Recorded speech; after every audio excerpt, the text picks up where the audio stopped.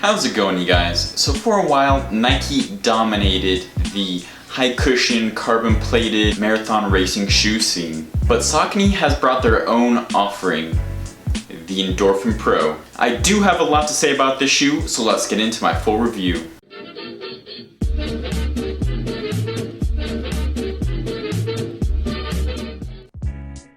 Let's start with the upper. The upper of the Endorphin Pro is designed for racing. In fact, it's based off the Endorphin Track Spikes upper.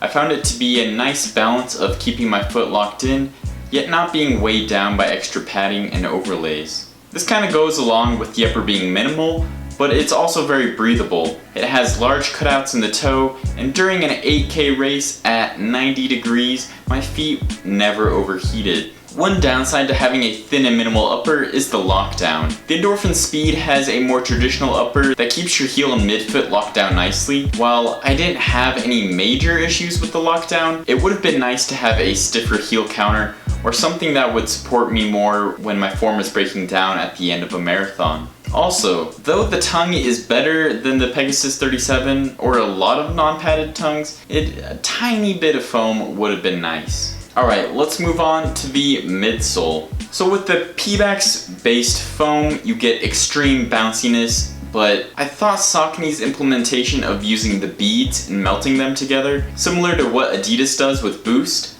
helps to add more responsiveness to the shoe, giving you soft cushion in the heel and a nice pop off the toe. Speaking of the pop off the toe, the carbon plate works nicely with the Power Run PB foam. I found when I was doing 800 meter repeats on the track, I got a nice snap from the carbon plate and really felt like I was getting an extra push off the toe. And at marathon pace, I felt like a nice balance of protective cushioning, yet a nice bounce during toe off. The carbon plate and Power Run PB also contribute to a smooth ride. The Speed Roll Rocker allowed me to get a nice quick turnover, but I didn't feel overly aggressive like the first gen Vaporfly or Zoomfly.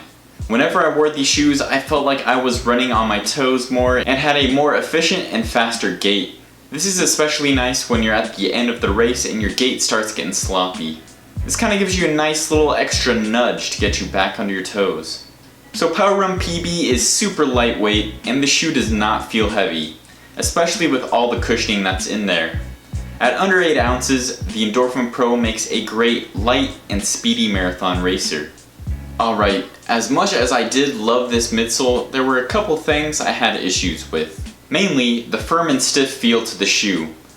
While this is great for speed days, it makes the shoe a little less versatile since it isn't as comfortable at slower paces. And it isn't as bouncy as the ZoomX in the Vaporfly Next Percent or Alphafly. But that's about it, so let's move on to the outsole. I found the carbon rubber on the Endorphin Pro's outsole to be pretty durable.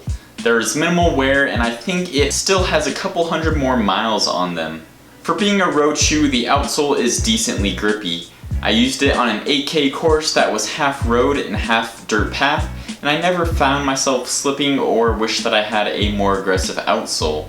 And while I'm sure there could definitely be a few tweaks made to improve this outsole, I honestly don't have any cons with it. It gets the job done and it's durable. Alright, now let's get on to the run type stoplight portion of the review. Let's start with speed day. For speed day, the Endorphin Pro definitely gets a green light. This is pretty obvious, but this shoe is built for speed and is fantastic for speed day and race day. I did mile repeats in them and the carbon plate felt amazing and provided a nice pop. But I also did a long tempo run and the cushioning allowed for my foot to be comfortable the whole time and the plate allowed for a nice speedy toe off. For everyday running, the Endorphin Pro gets a yellow light. The reason for that is some people really love to train every day in their carbon plated shoes. If you're one of those people, this shoe is actually very cushioned and could be great as an everyday trainer. But I prefer going with the Endorphin Speed as my everyday trainer. It's more versatile, less stiff, and better at slower speeds. Next up is long run day, and I'm giving the Endorphin Pro a yellow light for that as well. So this kind of goes along with what I said about everyday training, and I think it kind of depends on what pace you're looking for and what you're trying to get out of the shoe for your long run. If you're doing a long, slow day, I would avoid this shoe. But if you're doing a long tempo or progression run or some type of faster paced long run, then I would definitely give this guy a go.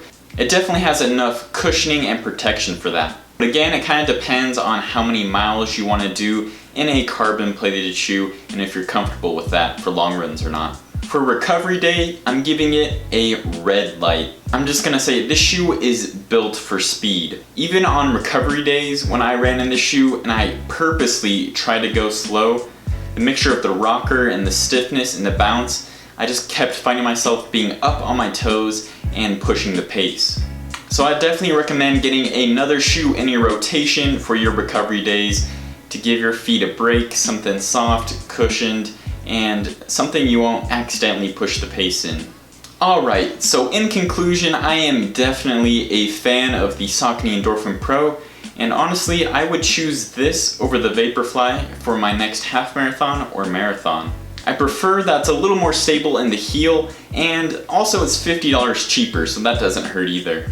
The light and minimal upper, the cushioned Power Run PB foam with a carbon plate that provides a nice pop-off, and the grippy rubber on the outsole make this shoe a fantastic option for race day at most race distances. But I'd especially prefer it for half marathons and full marathons. Alright you guys, so that's it for this video. Thanks for watching. I will be making a full review of the Endorphin Speed as well, but check out my first impressions video on that and me comparing it to the Endorphin Pro.